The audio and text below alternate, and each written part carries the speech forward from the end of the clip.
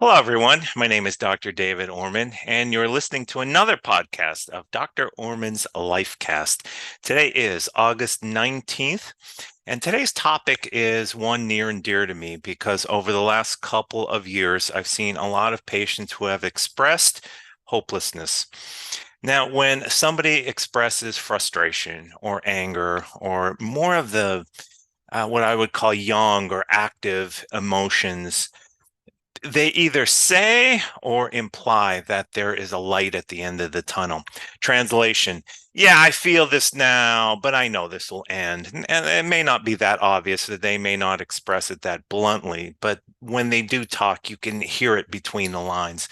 But with hopelessness is you look for the light at the end of the tunnel and all you see is darkness in the tunnel. In fact, you don't even see the tunnel, you just see darkness.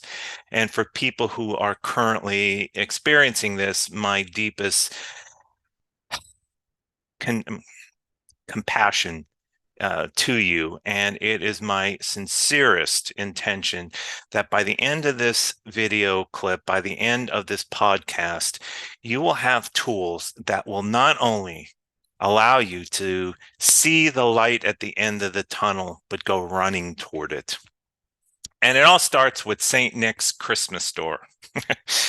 There is a place in a little place called Mount Dora, which is a sleepy little town in Central Florida. It's quite beautiful. It's small. It's very artsy. And yeah, the unusual thing about it, aside from being very artsy, lots of galleries and stuff, is that it's very mountainous.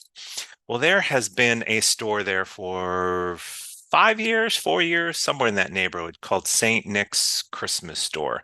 And as the name implies, they sell Christmas, mainly Christmas things year round. Of course, during the other holidays, and Valentine's Day and Halloween, they'll put up other things for that, but it's mainly Christmas. It's an old store that's been converted. The different rooms feature different things. Well, my wife and I went there about 5 months ago, and we heard the terrible news that they said they are going out of business. They can't deal with uh, the economy just has taken its toll on them, and so they're going to be closing by the end of, they thought, July. And we were, of course, extremely sad because it's a fantastic place. We love to not only support local businesses and small businesses, but we just really like the store. And yours truly is, other than Santa Claus, nobody loves Christmas more than me, even now at my young age. Anyway, we went there yesterday, and we were surprised to see the store open. So we thought, and we're going to go in there. And we talked to, I think he's one of the owners, and he said, "Well, I have some good news." And my wife asked him, "So, when do you plan on closing?" He says, "Well, I think I have some good news." Thousands of people contacted the owner of the building, who was going to raise the rent to a point where it was not feasible to be there anymore, and complained and expressed their love of the store and their dismay about closing the store. And he had apparently the owner had a significant change of heart, and he said, "Well, we're good to the end of the year, and then we'll negotiate something more accommodating." And I thought, wow, how fantastic is that personally, but also what a great lesson for those experiencing hopelessness. In terms of hopelessness, there are always things that can be done. So the first lesson that I gathered from that experience is you can't do it yourself, because if you could do it yourself, you would do it yourself. So you need help. So reach out to anyone and everyone, reach out to professionals, reach out to experts such as myself. I will be more than happy to help you. There are a couple of acupuncture points on the body that are pinpoint specific for alleviating the feelings of hopelessness. And when those feelings are either alleviated or at least reduced, you begin to get access to the resources that are within you. And you begin to think, oh, wait a second, I can do this, I could do this, I could do this. Pretty soon, you see the flicker, and the flicker becomes a light, and the light becomes a blazing ball of kind of like the sun looking at you. Now all of a sudden hopelessness is well behind, doesn't even exist.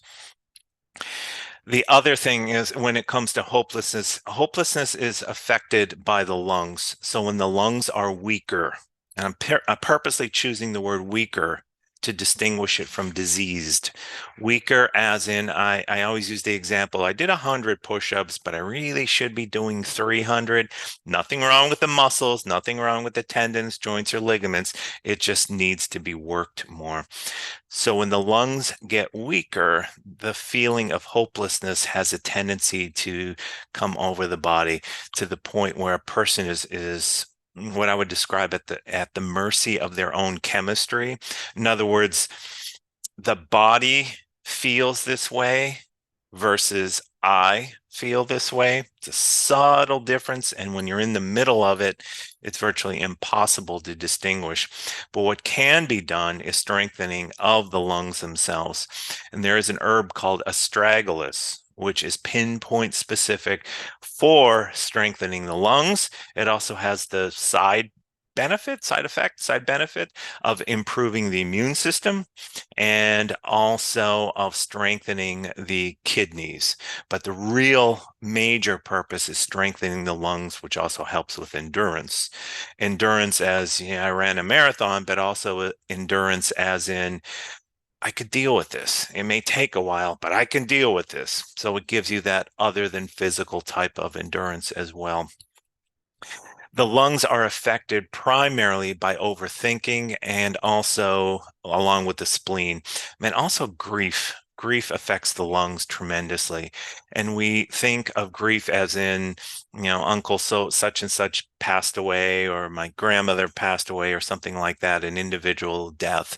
But it also could be the loss of a job, the loss of a relationship, some people, I mean, have expressed over the last couple of weeks the loss of personal freedoms or the loss of the way of life, the way I knew it and was comfortable. So those are all, they're subtle losses. Well, they can be major, of course, with loss of business, but they're not typically associated with loss and grief. But that will certainly affect the lungs as well. What will also weaken the lungs in terms of food are number one, hands down, peanuts.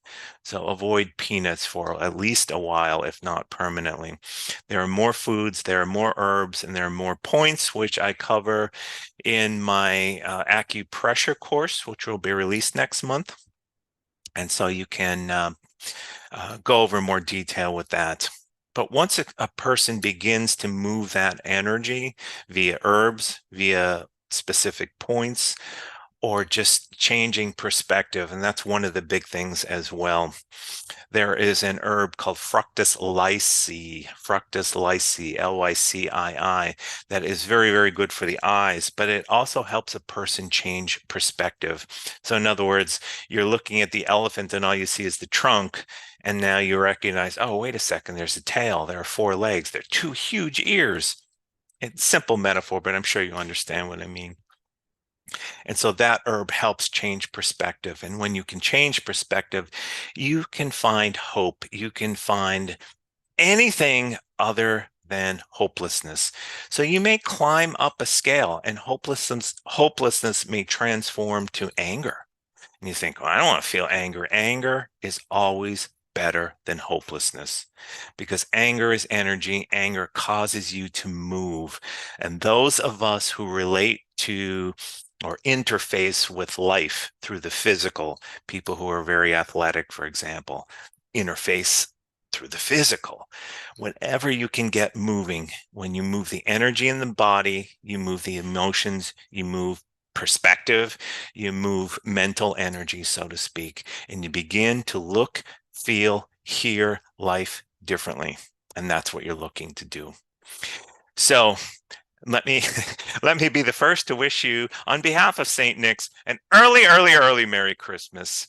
And again, for those who are experiencing hopelessness at this moment, email me. We'll set something up. I promise you we can make changes.